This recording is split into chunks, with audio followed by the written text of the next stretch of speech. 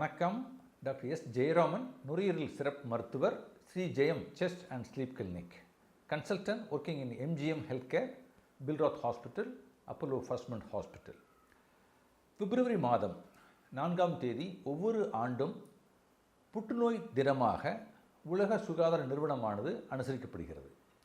இந்த புற்றுநோய் தினம் உலகளவில் பார்த்திங்கன்னா முதல் 5 இறப்புக்கான காரணங்களில் புற்றுநோய் 4ஆம் மற்றும் 3ஆம் இடங்களில் இருக்கின்றது. நுரையீரல் மருத்துவர் என்ற முறையில் நுரையீரல் புற்றுநோய், லங் கேன்சர், இது பரவலாக காணப்படக்கூடிய ஒரு புற்றுநோய். வேர்ல்டு சினாரியோ உலகளவில் பார்த்திங்கன்னா இந்த நுரையீரல் புற்றுநோய் முதலிடத்தில், ஆண்களுக்கும் சரி பெண்களுக்கும் சரி, இந்த நுரையீரல் புற்றுநோய் தான் முதலிடத்தில் இருக்குது. இந்த வியாதிகளுக்கான மார்பிடிட்டி, நோய் வாய்ப்பட்டு அவங்க அவசப்படுறது, நோயினால் இந்த புற்றுநோயினால் இறக்கிற விகிதத்தில் பார்த்திங்கன்னா நுரையீரல் புற்றுநோய் தான் முதலிடத்தில் இருக்குது. இந்த நுரையீரல் புற்றுநோய் கண்டுபிடிக்கிறது பார்த்திங்கன்னா 3ல் ஒருத்தருக்கு தான் இந்த நுரையீரலுடைய அறிகுறிகள் இருக்கும். இருமல், சளியில் ரத்தம், எடை குறைவு, பசியின்மை, இந்த மாதிரிலாம் இருக்கும். 3ல் ஒருத்தருக்கு அட்வான்ஸ்டு சிம்டம்ஸ், நுரையீரலில் கட்டி இருக்கும். அது அந்த கட்டியானது அமைதியான முறையில் மூளைக்கு பரவி மூளையில் தங்கி அங்கேருந்து நமக்கு வலிப்பு நோய், லிவரில் போயிடுச்சுன்னா அவங்களுக்கு ஜாண்டிஸ், போனில் போயிடுச்சுன்னா அவங்களுக்கு போன் பெயின், இந்த மாதிரி டிஃப்ரெண்ட்டாக இருக்கும். அது மெட்டாஸ்டேட்டிக் சிம்டம்ஸ் அப்படிம்பாங்க. அது பரவிய நிலையில் இருக்கும், அதிக அட்வான்ஸ் ஸ்டேஜ். இன்னும் ஒருத்தருக்கு பார்த்திங்கன்னா 3ல் ஒரு பாகம் அமைதியான முறையில் எந்தவித அறிகுறியுமே இருக்காது.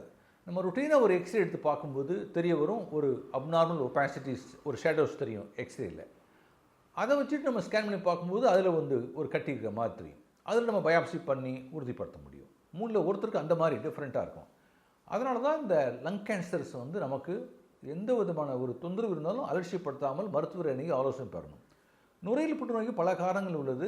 முக்கியமாக புகைப்பழக்கம், டொபாக்கோ, புகைப்பதனால் ஏற்படக்கூடிய முக்கியமான ஒரு காரணி. அப்புறம் மாசுக்காற்று, ஏர் பொல்யூஷன், இது ஒரு முக்கியமான ஒன்று. அப்புறம் சில ஆக்குபேஷன்ஸ், இண்டஸ்ட்ரியில் ஒர்க் பண்ணுறாங்க, aluminium, nickel, chromium, cadmium, atomic industries, இந்த மாதிரி நிறைய தூசி, புகை, அந்த இண்டஸ்ட்ரீஸில் ஒர்க் பண்ணுறவங்களுக்கு அவங்களுக்கு கேன்சர் வரக்கூடிய வாய்ப்புகள், நுரையீரல் புற்றுநோய் வர வாய்ப்புகள் அதிகம்.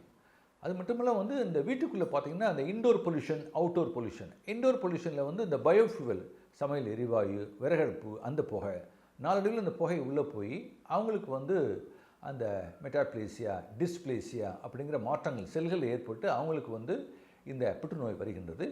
இந்தியாவை பொறுத்த மட்டும் நுரையீரல் புற்றுநோய் 3 மற்றும் 4ஆம் இடத்துல உள்ளது, ஆண்களுக்கு பெண்களுக்கு சரி. பெண்களுக்கு பார்த்திங்கன்னா இந்தியாவில் மார்பக புற்றுநோய், சர்விக்கல் கேன்சர், கர்ப்பப்பை வாய் புற்றுநோய்க்கு அடுத்தபடியாக இந்த நுரையீரல் புற்றுநோய் இருக்குது.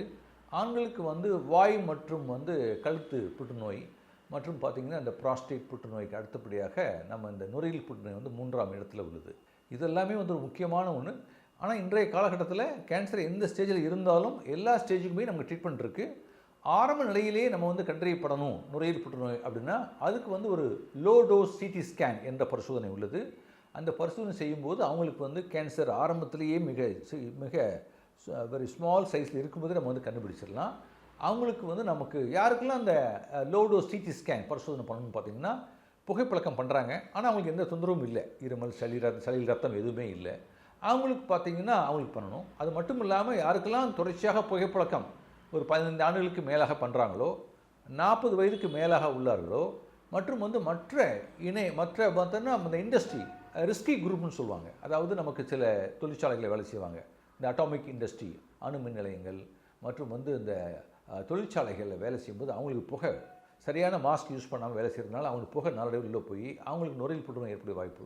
அந்த மாதிரி இண்டஸ்ட்ரியல் ஒர்க்கர்ஸ் அவங்களுக்கு, மற்றும் ரிஸ்கி குரூப்ஸில் உள்ளவங்களுக்கு, டிராஃபிக்கில் இந்த டிராஃபிக் இன்ஸ்பெக்டர்ஸ் ப்ராப்பராக கைடன்ஸ் போடாமல் இருக்கிறவங்களுக்கு, இந்த மாதிரி ரிஸ்கி குரூப்பில் உள்ளவங்களுக்கெல்லாம் நமக்கு ஆண்டுதோறும் ஒரு முழு உடல் பரிசோதனை செய்யும் பட்சத்தில் அவங்களுக்கு ஒரு லோ டோஸ் சிடி ஸ்கேன் பரிசோதனைகள் பண்ணி பார்க்கும்போது நமக்கு தெரிய வரும், இது கேன்சர் இருக்கா இல்லையா வரப்போதான் நமக்கு கண்டுபிடிச்சிடலாம்.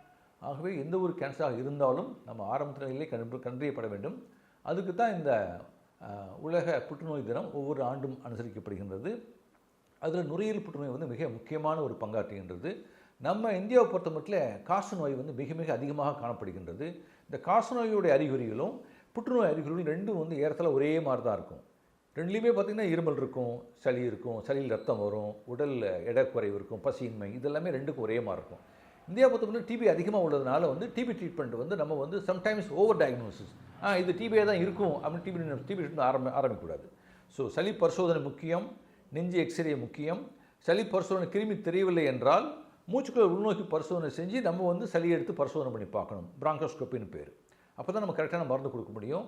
நமக்கு கேன்சர் உள்ள லங் கேன்சர் பேஷண்ட்டுக்கு டிபி ட்ரீட்மெண்ட் கொடுத்தா அது வந்து குணமாகாது. டிசீஸ் வந்து அட்வான்ஸ் ஆகிடும். இப்போ வந்து நமக்கு எளிதாக குணப்படுத்தக்கூடிய ஸ்டேஜிலேருந்து நமக்கு குணப்படுத்த முடியாத ஸ்டேஜுக்கு போயிடும்.